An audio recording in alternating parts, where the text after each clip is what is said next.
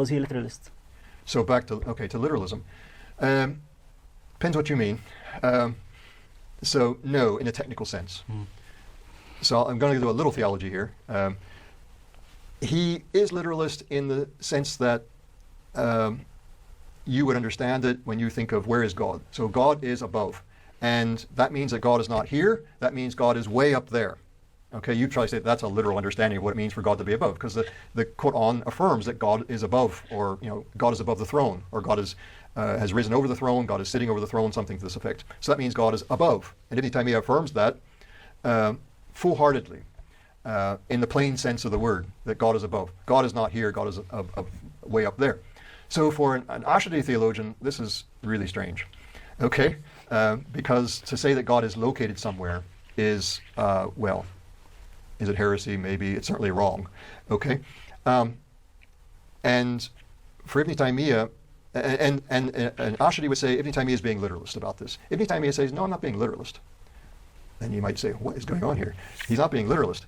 No, he's saying I'm being contextualist. I'm thinking about aboveness in a way which is appropriate to the context of our conversation. We are here on earth, the context of our conversation, and God is above. That's our context. But if we talk about an issue which is a little more complicated now, and that is, it says in the Quran, God is with us wherever we are. Now, if Ibn Taymiyyah were a literalist, God would be here, God would be there, right? God is with us wherever we are.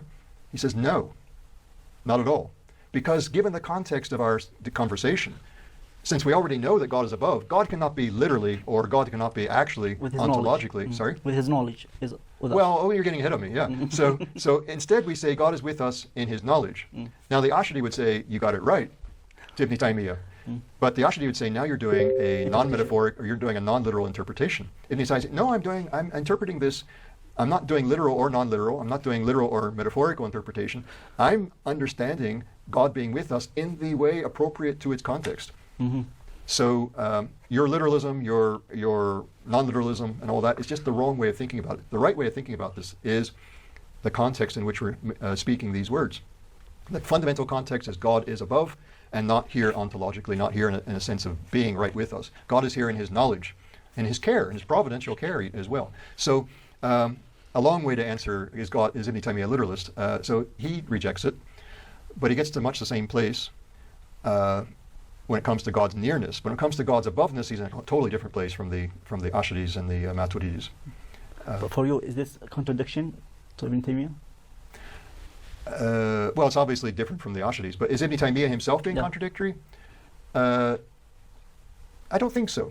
So let's go back to what I was saying earlier about his way of approaching, or about being, modern. So his understanding of language is contextual or pragmatic, and this is much closer to what we have in the modern period with Wittgenstein. So Ludwig Wittgenstein was a famous British philosopher, and here for him, for Wittgenstein and for Ibn Taymiyyah, what determines the meanings of words is their context and their use.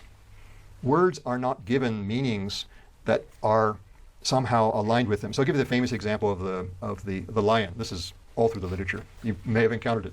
So, for a literalist, in the technical sense of the word, there is the cat, the huge cat that on the African savannah, and that is a literal lion.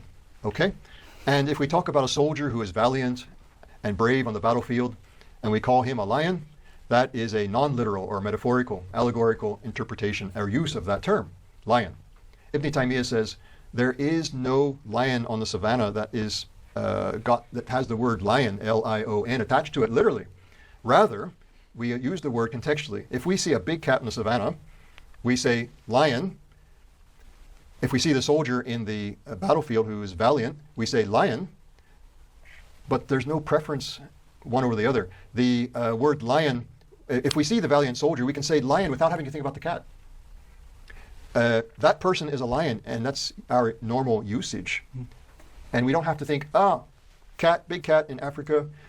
Now we're going to change the meaning to a non-literal meaning. No, we just go immediately, straightforward with the word in context. Likewise, we hear the term God is above. We heard God is above, and then that means God is not here within Ibn Taymiyyah's frame of reference.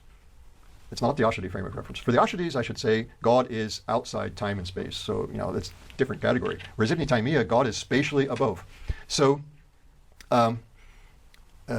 then when we hear that God is with us wherever we are, we have to think about the meaning of that within the wider context. Since God is way above, God cannot be with us in the sense that you might immediately think, as you're here next to me, that is, God's different. Our understanding of God being near with us is going to be different automatically without having to think through all this, to go through all these mental gymnastics that the Ashadis go through.